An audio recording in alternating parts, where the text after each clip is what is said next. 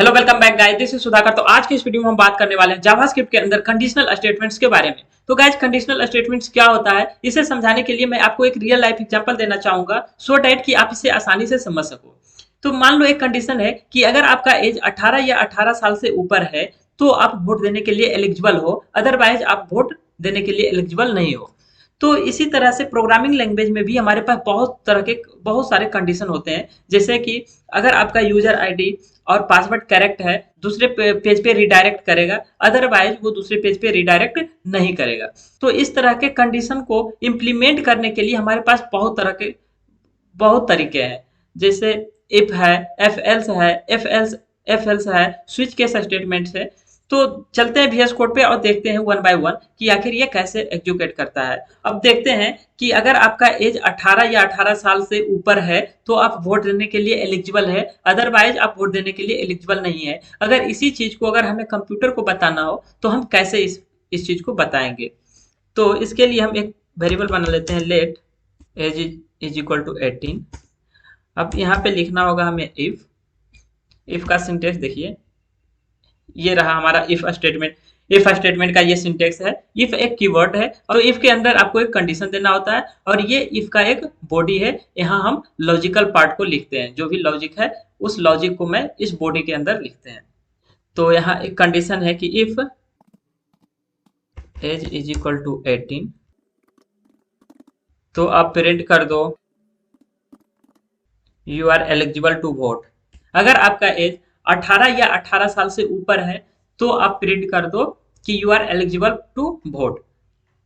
अगर हम इसे करें रन तो ये देखिए क्या देगा output, you are eligible to vote. अगर मान लो कि हम कर दें यहाँ 70, तो ये क्या होगा, तो हमें कोई भी आउटपुट नहीं देगा क्योंकि ये कंडीशन ये ट्रू है नहीं। देखिए ये कोई भी आउटपुट नहीं दिया क्योंकि ये कंडीशन ट्रू नहीं है, तो ये वाला ब्लॉक एग्जीक्यूट नहीं होगा।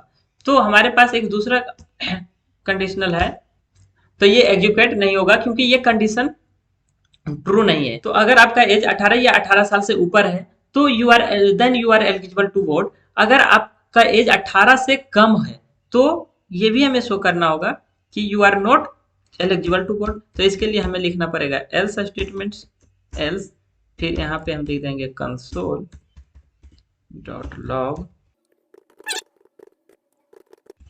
You are not eligible to vote. अगर हम इसे करें रन तो देखिए, तो यहाँ पे आ जाएगा output you are not eligible to vote. अगर हम यहाँ पे करें 70 तो क्या क्या आएगा हमारा output, you are eligible to vote, क्योंकि ये 18 साल से ऊपर है। ये देखिए you are eligible to vote. अगर हम यहाँ करें 7 तो क्या देगा output, you are not eligible to vote. तो इस तरह से हम एफ एल्स कंडीशन को इम्प्लीमेंट करते हैं। अब मान लो कि हमारे पास दो या दो से ज्यादा कंडीशन हो तो इसके लिए हम यूज करते हैं एफ एल्स कंडीशन का। तो इसके लिए चलते हैं वन नोट पर और देखते हैं इसका सिंटेक्स क्या है।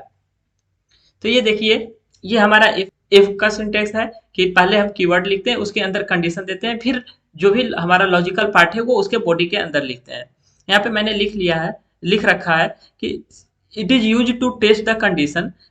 If the condition is true its body will execute, otherwise does not execute. अगर बॉडी हमारा ट्रू है तो ये एग्जीक्यूट करेगा, अदरवाइज नहीं करेगा, जैसा कि मैंने अभी देखा है। एफ एल्स स्टेटमेंट का भी सिंटेक्स ये है। पहला तो ये इफ का कंडीशन है, अगर ये वाला बॉडी अगर एग्जीक्यूट नहीं हुआ, इफ स्टेटमेंट अगर एग्जीक्यूट नहीं हुआ तो वो एल्स वाला पार्ट हमारा एग्जीक्यूट होगा। अगर हमारा एफ वाला ट्रू है तो ये हमारा ट्रू वाला चलेगा। अगर एफ वाला ट्रू नहीं है तो अब हमें एल्स वाला कंडीशन चलेगा। तो जैसा कि मैंने यहाँ पे लिख रखा है कि if else is a part of the conditional statement it is use to test the condition if the condition is true. अगर ये वाला कंडीशन ट्रू है तब ये वाला एल्स वाला पार्ट नहीं चलेगा। अगर इफ वाला कंडीशन फॉल्स है तो हमारा एल्स वाला चलेगा। जैसा कि मैंने यहाँ पर लिख रखा है कि if the condition is true body of if will be execute, otherwise body of else execute. Okay, जैसा कि मैंने अभी देखा। अब देखते हैं एल्सेफ कंडीशन। अगर हमारे पास दो या दो से ज्यादा कंडीशन हो तब हम यूज करते हैं एफ एल्स और स्टेटमेंट्स का। इसका सिंटेक्स ये है कि पहले हम लिखते हैं एफ, अगर ये स्टेटमेंट्स ट्रू हुआ, स्टेटमेंट्स स्टेटमेंट नंबर 1, अगर ये स्टेटमेंट ट्रू हुआ तो हमारा ये एग्जीक्यूट हो जाएगा, अदरवाइज ये एग्जीक्यूट होगा। फिर तीसरा कंडीशन इस तरीके से हुआ, अगर कोई भी कंडीशन ट्रू नहीं हुआ तब हमारा एल्स वाला पार्ट एग्जीक्यूट होगा। जैसा कि मैंने यहाँ पे लिख रखा है कि it is use to test the condition if the execute only one condition, इन सभी में से एक बार में एक ही कंडीशन एग्जीक्यूट होता है। ओके, तो चलते हैं VS कोड में और देखते हैं एफ एल्स कंडीशन का प्रैक्टिकल इम्प्लीमेंटेशन। इसके लिए एक वेरिएबल बनाते हैं, let a is equal to 0। If पहला कंडीशन हम डालते हैं कि अगर a इज ग्रेटर देन 0, अगर a 0 से बड़ा हो तब हमें प्रिंट कर दो a इज पॉजिटिव, मतलब a के अंदर जो भी वैल्यू है वो पॉजिटिव है। ये पहला कंडीशन में डाला कि अगर a का वैल्यू 0 से बड़ा है तो प्रिंट कर दो कि a के अंदर जो भी वैल्यू है वो पॉजिटिव है। अगर वैल्यू को प्रिंट कराना है तो इसके लिए आप इस तरीके से भी लिख सकते हैं, $a, अगर एल्सेफ अगर वैल्यू 0 से छोटा है तब हम प्रिंट कर देंगे a इज निगेटिव, अदरवाइज अगर इन दोनों में से कोई भी कंडीशन ट्रू नहीं है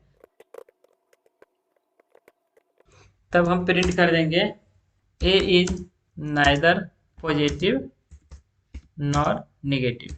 तो इस केस में हमारा जो भी कंडीशन ट्रू होगा ऊपर से चेक करते आएगा, जो भी कंडीशन ट्रू होगा उस चीज को वो डिस्प्ले कर देगा, उसके बाद वो कंडीशन से बाहर हो जाएगा।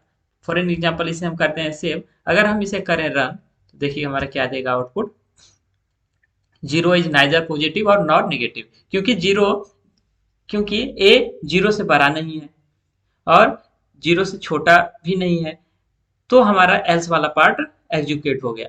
तो इस तरह से हम लोगों ने देखा कि अगर हमें 2 या 2 से अधिक कंडीशन को चेक करवाना हो तब हम यूज करते हैं एल्सेफ कंडीशन का।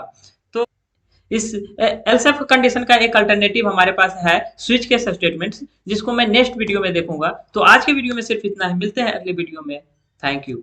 अगर आपको यह वीडियो अच्छा लगे तो हमारे चैनल को लाइक, शेयर एंड सब्सक्राइब जरूर करें।